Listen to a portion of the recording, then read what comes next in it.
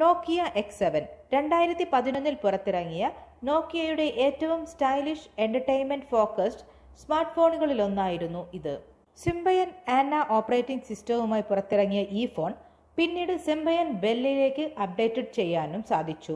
4 inch AMOLED capacitive touch സ്ക്രീനും 360x640 pixel റെസൊല്യൂഷനും Gorilla glass പ്രൊട്ടക്ഷനും അന്നത്തെ കാലത്ത് പ്രീമിയം ഫീൽ നൽകുന്നതായിരുന്നു. സ്റ്റെയിൻലെസ് സ്റ്റീൽ ബോഡിയും കർവ് ഡിസൈനും 4 കോണുകളിലും സ്പീക്കർ ഗ്രില്ലുകളുമുള്ള അതിന്റെ യുണീക് ലുക്ക് വിപണിയിൽ ഏറെ ശ്രദ്ധ പിടിച്ചുപറ്റി. പ്രത്യേകിച്ച് 4 കോണുകളിലുമായി നൽകിയ ക്വാഡ് സ്പീക്കർ സിസ്റ്റം അതിശക്തമായ സൗണ്ട് ഔട്ട്പുട്ട് നൽകുമായിരുന്നു. മ്യൂസിക് കേൾക്കാനും ഗെയിം കളിക്കാനും വീഡിയോകൾ കാണാനും മികച്ച അനുഭവം നൽകുകയും ചെയ്തു. 8 മെഗാ പിക്സൽ ഫിക്സഡ് ഫോക്കസ് ക്യാമറയും ഡുവൽ LED ഫ്ലാഷും 420 MB HD വീഡിയോ റെക്കോർഡിംഗും ഇതിലുണ്ടായിരുന്നു. എന്നാൽ ഓട്ടോ ഫോക്കസ് ഇല്ലാത്തത് ചെറിയൊരു കുറവായിരുന്നു.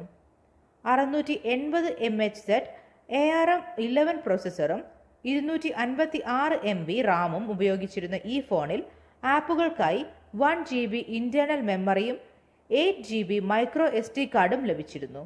കൂടാതെ 32 GB വരെ മെമ്മറി വിപുലീകരിക്കുവാനും സാധിച്ചു. 3G, wifi, Bluetooth 3.0, GPS, FM radio, micro USB തുടങ്ങിയ കണക്ടിവിറ്റികളും ഉൾപ്പെടുത്തിയിരുന്നു.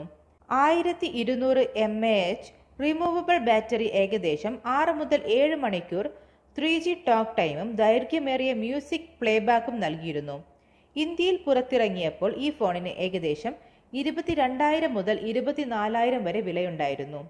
അന്നത്തെ കാലത്ത് ഇതൊരു പ്രീമിയം മൾട്ടിമീഡിയ സ്മാർട്ട് ഫോൺ എന്ന നിലയിൽ വലിയ ശ്രദ്ധ നേടി.